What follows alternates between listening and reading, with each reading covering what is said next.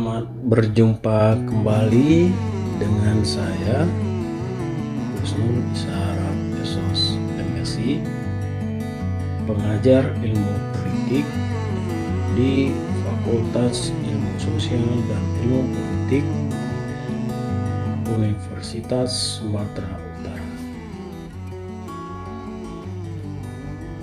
Materi ilmu politik yang akan kita bahas kali ini adalah berkaitan dengan teknik penulisan ilmiah, yaitu tentang pengertian menulis.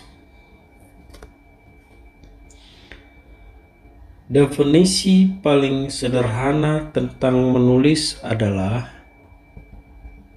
aktivitas menuangkan segala hal dalam bentuk simbol-simbol yang dapat dibaca. Ketika kita melihat gambar seekor rusa di sebuah goa sebagai temuan peninggalan manusia di masa lampau, maka sebenarnya gambar rusa itu dapat dikatakan sebagai cara orang zaman dahulu menulis. Dia membuat gambar sebagai simbol dari tulisan yang kita kenal dengan sebutan rusa. Medianya adalah batu atau dinding goa.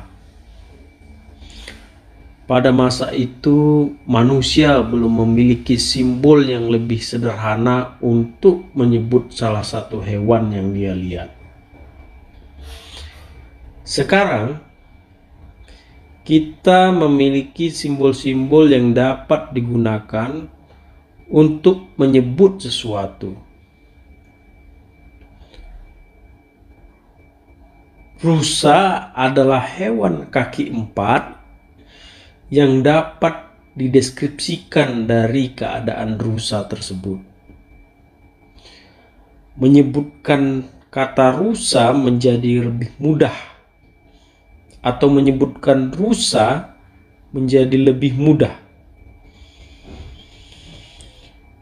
Penemuan simbol-simbol yang disebut bahasa ini adalah proses yang panjang. Karena itu, terkadang huruf-huruf yang ada dalam bahasa juga disebut simbol. Anak-anak yang membuat satu kalimat atau satu paragraf dalam definisi ini dapat disebut menulis. Jadi, kalau kita pahami definisi sederhana ini, bahwa menulis merupakan aktivitas menuangkan segala hal dalam bentuk simbol-simbol yang dapat dibaca, maka dapat dikatakan bahwa proses menulis itu adalah hanya berupa kegiatan untuk membuat simbol-simbol yang memiliki makna tertentu.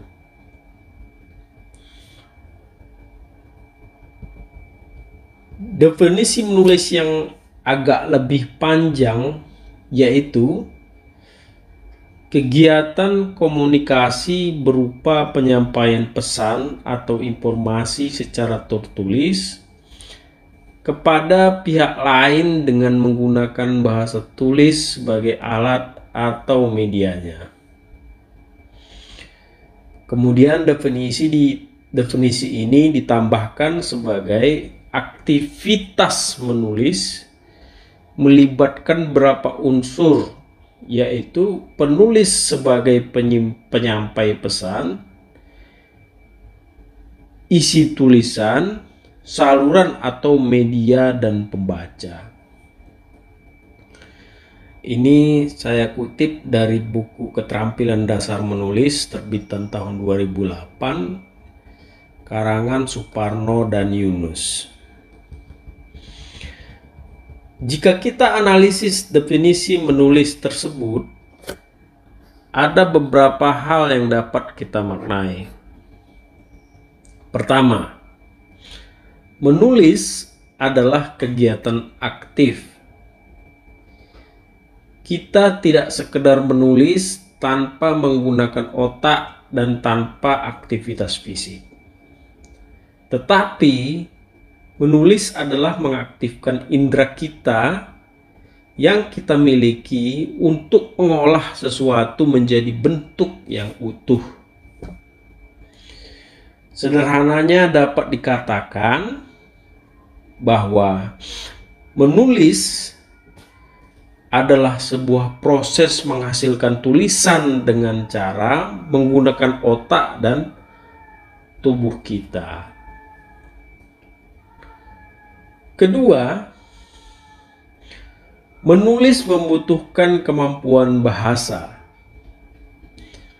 Tanpa kemampuan berbahasa, kita tidak akan dapat menulis. Misalnya, bahasa Inggris, bahasa Thailand, bahasa Mandarin, atau bahasa Indonesia. Jika Anda diminta menulis dalam bahasa Mandarin, tetapi sebenarnya Anda tak paham bahasa tersebut, maka Anda tidak akan bisa menulis dalam bahasa Mandarin. Oleh karena itu, setidaknya Anda harus tahu satu bahasa untuk dapat menulis sesuatu. Anak-anak yang baru belajar bahasa tidak akan dapat menulis dalam arti yang sebenarnya. Mungkin dia hanya bisa menulis huruf atau kata atau kata-kata. Misalnya mama, papa, mama makan, atau papa pergi. Tapi jika Anda meminta anak kelas 6 SD menulis, dia akan lebih panjang dalam menulis. Maksudnya adalah tulisannya akan lebih panjang. Tulisan yang dihasilkan maksudnya. Mengapa demikian? Karena kemampuan berbahasanya sudah mulai tumbuh dan sudah lebih baik, meskipun tentu saja masih terbatas.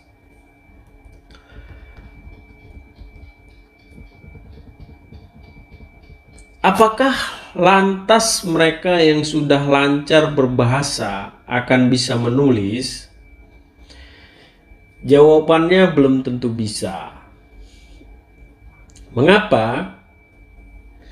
Ini berkaitan dengan tafsiran ketiga dari definisi menulis tadi, bahwa menulis membutuhkan kemampuan mengolah kata-kata. Orang mungkin lancar dalam berbicara, tapi belum tentu lancar dalam menulis.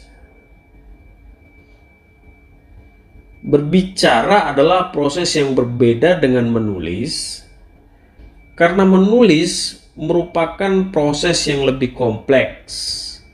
Meskipun pada prinsipnya ketika perbendaharaan kata-kata Anda sudah banyak, itu secara otomatis akan mempengaruhi kemampuan Anda dalam berbicara. Ketika menulis, Anda akan dituntut memiliki banyak kata-kata. Semakin banyak kata-kata yang Anda miliki, perbendaharaan kata-kata yang Anda miliki, semakin banyak pilihan kata yang dapat Anda gunakan untuk mendeskripsikan sesuatu. Sebaliknya, jika perbendaharaan kata-kata Anda sangat sedikit, Anda akan kesulitan merangkai kata. Akan tetapi, tidak cukup hanya memiliki perbendaharaan kata yang banyak, karena kemampuan merangkai kata menjadi syarat agar bisa menulis. Ya, jadi tidak cukup dengan hanya perbendaharaan kata yang banyak, sekali lagi saya katakan, tetapi juga harus memiliki kemampuan merangkai kata-kata yang banyak tadi. Jadi kalau kita punya kata-kata yang banyak, tapi kita tidak memiliki kemampuan untuk merangkai kata-kata tersebut, maka sama saja kita tidak akan bisa menulis. Misalnya menempatkan subjek, ya, predikat, dan objek, atau membuat kalimat aktif dan pasif, dan lain-lain. Itu merupakan kemampuan untuk merangkai kata-kata. Keempat, menulis membutuhkan media.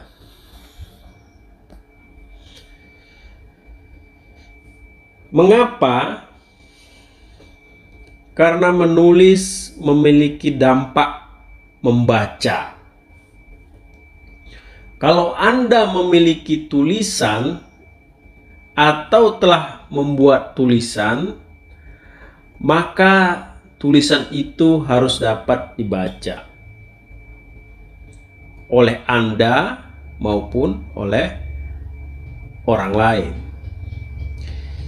Jika media yang Anda gunakan tidak tepat, maka tulisan Anda tidak akan bisa dibaca. Pada masa sekarang ini, media yang digunakan tidak hanya media kertas, tetapi juga ada media digital. Akibatnya, definisi menulis itu tidak hanya berupa kegiatan menulis menggunakan pensil atau ballpoint saja. Kegiatan mengetik juga sudah disebut sebagai kegiatan menulis ketika kegiatan itu menghasilkan sebuah tulisan.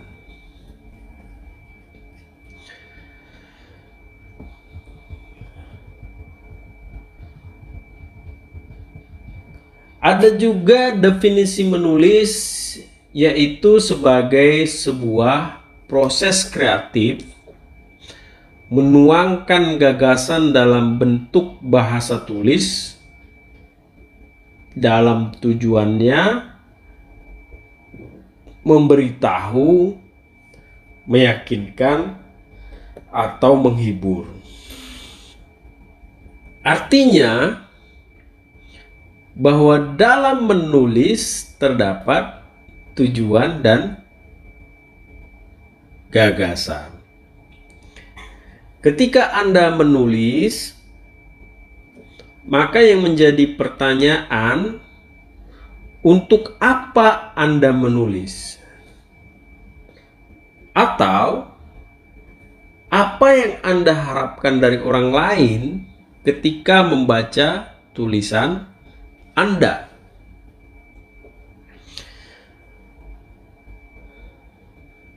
Ketika Anda tahu apa tujuan Anda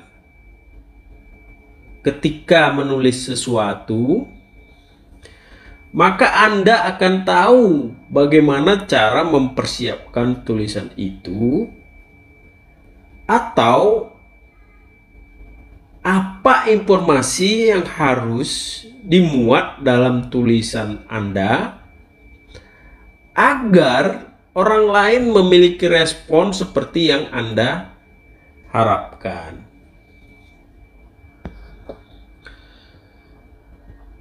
Misalnya, jika Anda ingin mendeskripsikan sejarah pemilu di Indonesia, maka Anda perlu menyiapkan informasi tentang jumlah pemilu di Indonesia. Tahun berapa pemilu dilakukan?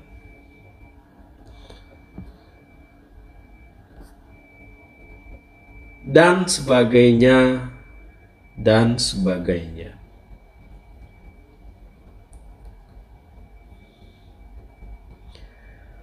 Definisi menulis juga dapat dikatakan sebagai kegiatan merangkai huruf menjadi kata, kata menjadi kalimat, dan kalimat menjadi paragraf untuk disampaikan kepada orang lain sehingga orang lain dapat memahami.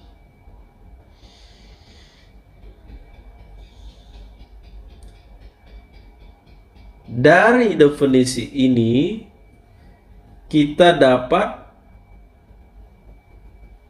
memaknai bahwa tulisan itu sebenarnya merupakan kumpulan paragraf yang sebenarnya merupakan kumpulan kalimat dan kata-kata. Jadi, titik pangkalnya adalah kata-kata. Kata-kata itu harus disusun sedemikian rupa untuk menjadi kalimat. Lalu, kalimat-kalimat itu disusun agar menjadi apa yang disebut dengan paragraf.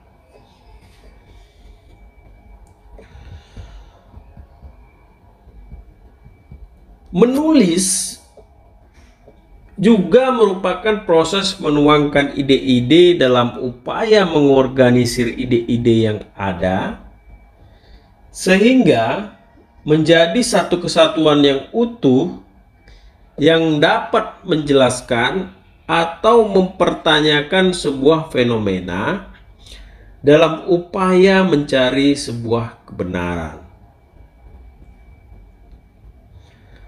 Nah, kalau kita lihat definisi ini, maka ini adalah proses yang sudah menghasilkan sebuah tulisan. Proses yang benar-benar sudah matang dilakukan sehingga menjadi kesatuan yang utuh, bahkan dapat menjelaskan sebuah fenomena dan siap untuk diuji sejauh mana kebenaran yang dihasilkan tulisan tersebut.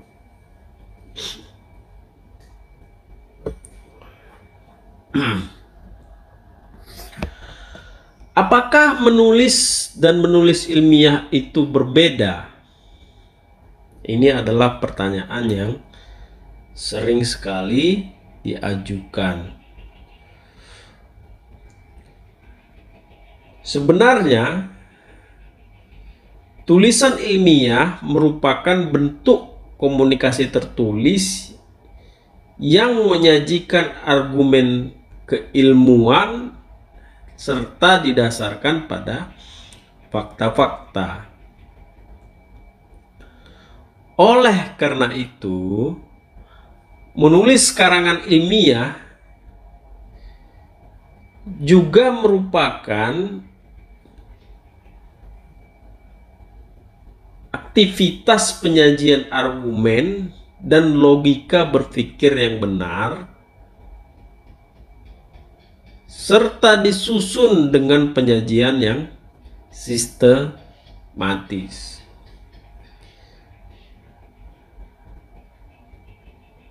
Akibatnya,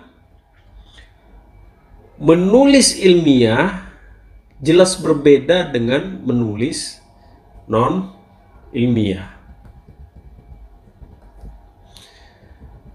Salah satu contoh menulis non ilmiah adalah mengarang.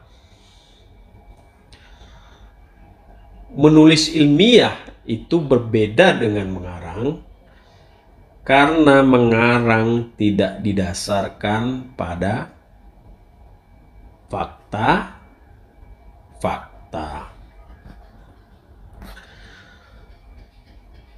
Mengarang ya, bisa didasarkan atau mendasarkan pada imajinasi, sehingga apa yang ditulis si penulis atau si pengarang terkadang itu tidak pernah kita ketahui keberadaannya di dunia nyata.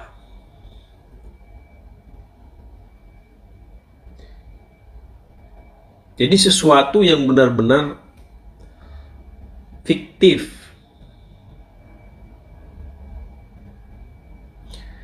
Misalnya, karangan tentang manusia super yang dapat terbang tanpa menggunakan teknologi apapun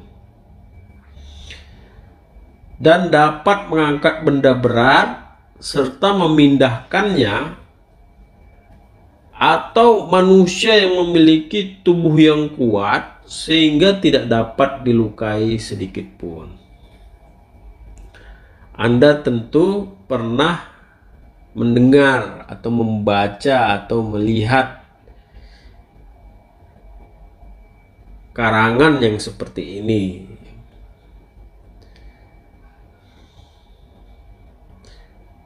Sekarang pertanyaannya, apakah di dunia nyata ada manusia super yang dapat terbang tanpa menggunakan teknologi?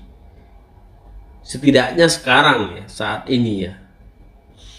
Hingga saat ini.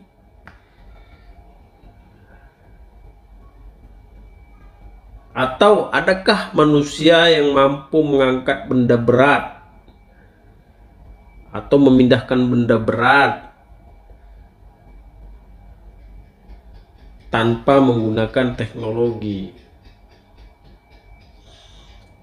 Adakah manusia yang memiliki tubuh yang kuat sehingga tidak bisa dilukai sedikit pun di dunia nyata?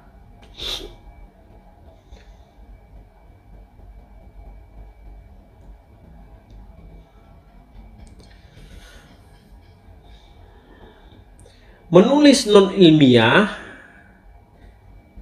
memiliki sumber bahan yang tidak terbatas karena tidak membutuhkan pertanggungjawaban ilmiah.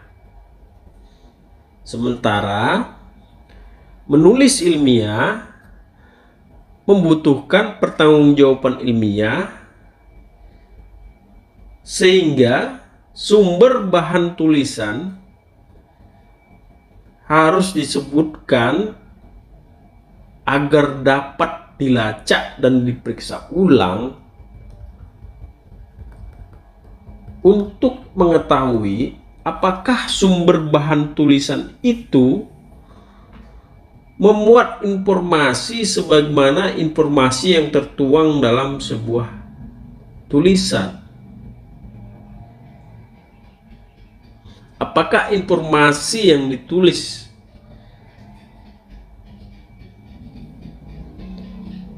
atau dikutip dari sebuah tulisan yang lain atau sumber yang lain memang begitu adanya?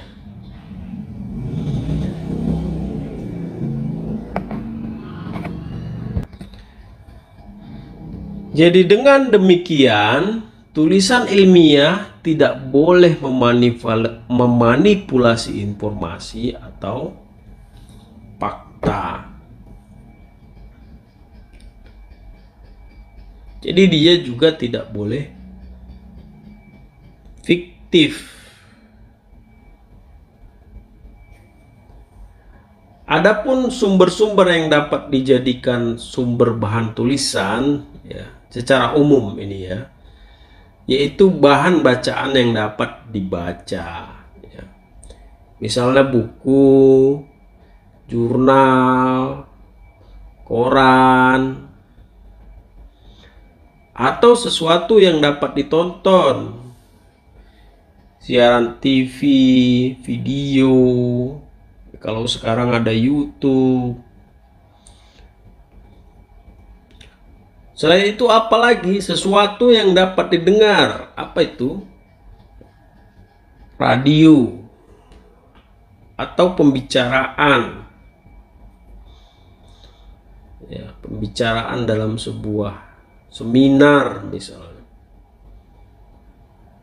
Atau dialog yang kita lihat secara langsung ya, atau tidak langsung, hanya mendengar saja.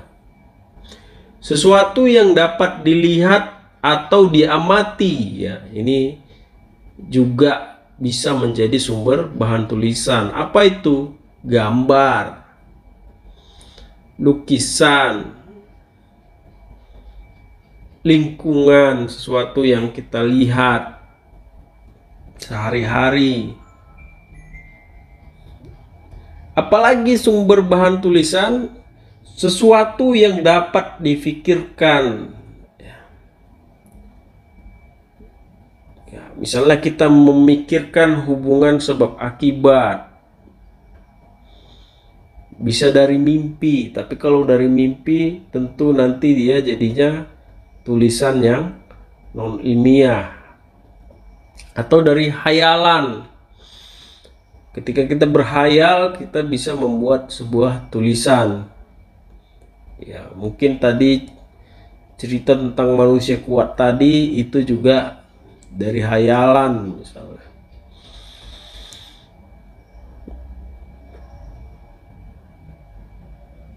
Kemudian sesuatu yang Anda sebutkan atau ucapkan atau bicarakan.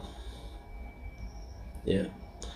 Misalnya ketika menjelaskan sesuatu atau menjawab pertanyaan, atau ketika menasehati, atau ketika kita berpidato.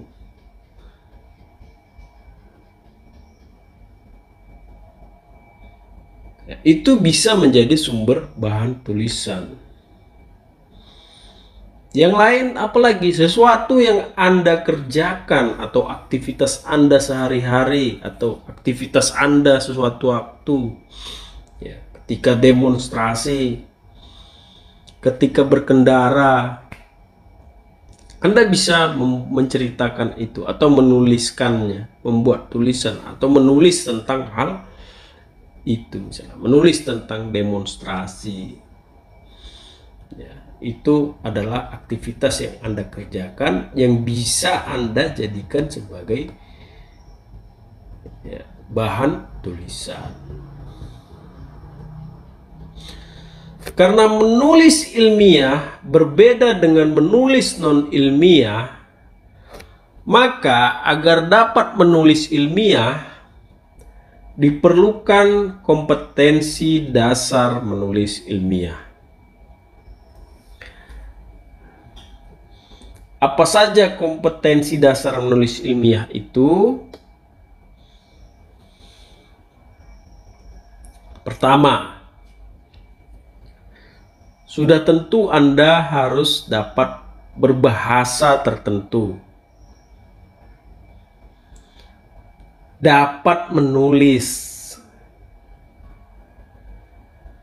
dapat membaca, serta dapat menyusun kalimat dan rambu-rambu tata bahasa. Ya. Kalau tadi dapat berbahasa itu sudah saya jelaskan. Ya. Setidaknya Anda harus tahu satu bahasa, misalnya bahasa Indonesia. Dapat menulis, sudah pasti Anda ingin menulis. Kalau tidak bisa menulis, artinya bisa Anda tahu huruf-hurufnya ya, A, B, C, bisa membaca, ya sudah pasti ya, karena Anda akan membaca tulisan Anda sendiri agar tahu apa yang Anda tulis ya. Agak mustahil kalau Anda tidak dapat membaca tapi Anda menulis ya. Menyusun kalimat dan rambu-rambu tata bahasa, menyusun kalimat itu sudah pasti, karena menulis adalah merangkai kata-kata ya, dari kata-kata menjadi kalimat, lalu jadi kalimat menjadi paragraf, dari paragraf menjadi bab, subbab, dan seterusnya, lalu menjadi buku atau menjadi artikel atau menjadi paper dan seterusnya. Nah, ini tadi sudah banyak dijelaskan di awal tentang penjelasan topik ini. Kedua, kompetensi dasar menulis ilmiah yang kedua adalah mengerti proses penalaran. Ya, saya tegaskan, penalaran. Apa itu proses penalaran? Proses penalaran adalah proses pemikiran untuk memperoleh kesimpulan yang logis. Selain itu, penalaran juga dapat dimaknai sebagai proses berpikir yang menghubungkan data-data dan fakta-fakta sehingga menjadi sebuah kerangka berpikir untuk menjelaskan atau mempertanyakan sesuatu hal.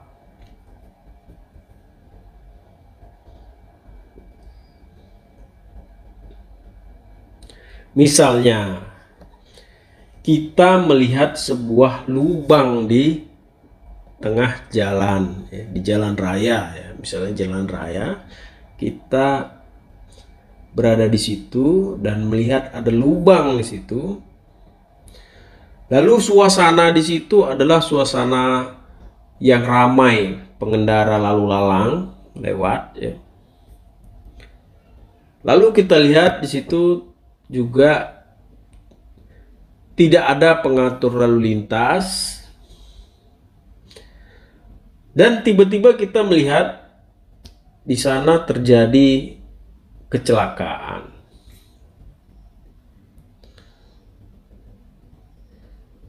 Nah, kita dapat melakukan penalaran mengapa kecelakaan terjadi.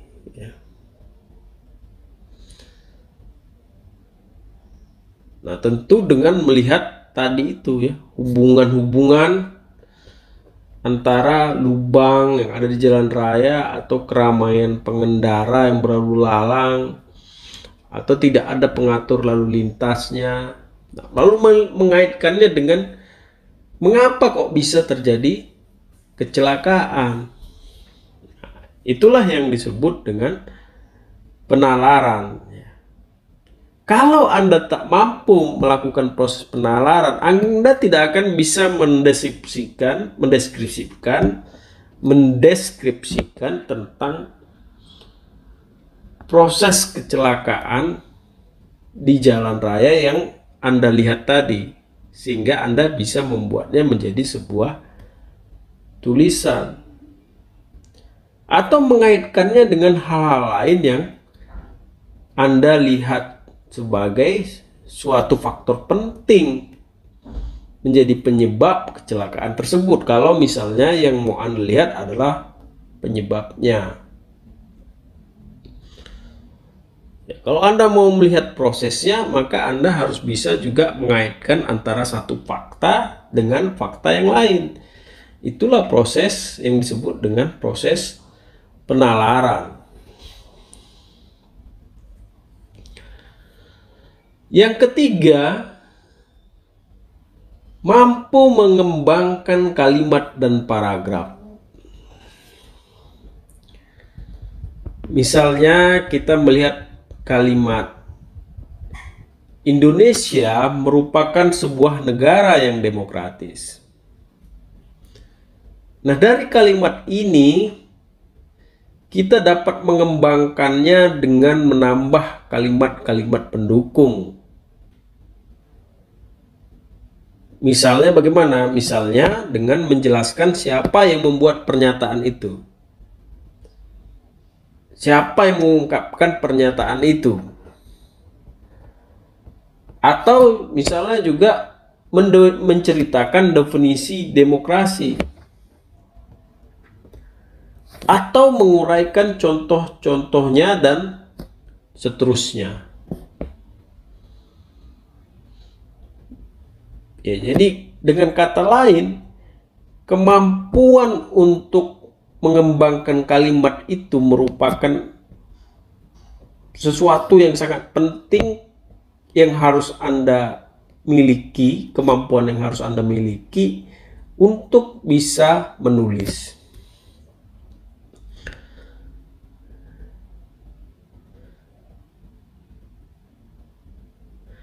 Kompetensi dasar menulis ilmiah yang terakhir atau yang keempat adalah menguasai pembuatan kalimat efektif yang memiliki satu gagasan pokok dan unsur-unsurnya. Ya. Contoh, ini contoh sederhana. Nanti mungkin di pertemuan berikutnya kita akan belajar tentang membuat kalimat efektif. Contoh sederhana misalnya begini. Pilkada serentak 2020 segera akan mulai tetap diselenggarakan besar-besaran sejak pada tanggal 9 Desember 2020. Nah, yang saya bacakan ini adalah contoh kalimat tidak efektif. Di mana tidak efektifnya? Kata segera akan mulai tetap, ya. Jadi kata segera akan mulai tetap itu adalah kalimat tidak efektif karena digunakan bersamaan padahal maknanya sama. Segera akan mulai, itu tiga kata itu kan maknanya hampir sama, ya.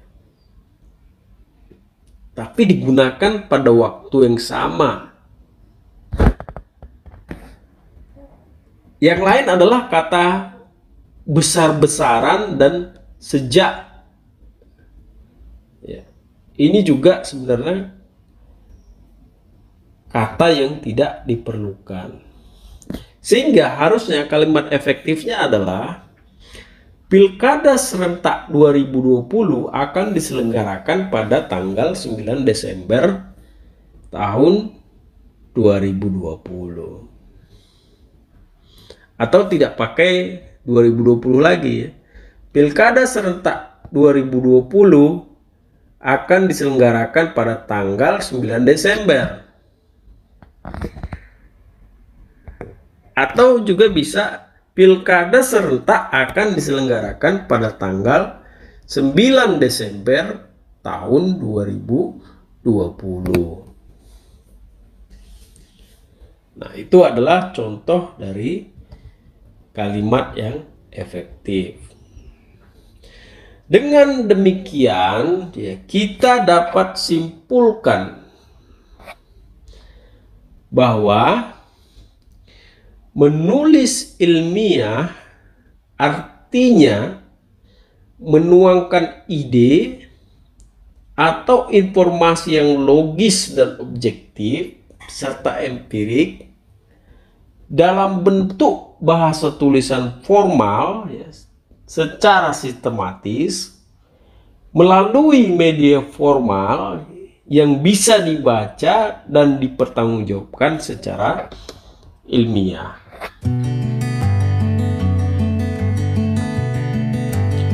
Demikian penjelasan materi tentang pengertian menulis. Tentu masih banyak hal yang belum terjelaskan dalam kesempatan video ini. Oleh sebab itu, jika ada yang ingin didiskusikan, silahkan sampaikan dalam kolom komentar pada materi video ini ataupun mendiskusikan pada media lainnya. Terima kasih atas perhatiannya. Sampai jumpa lagi dalam materi berikutnya.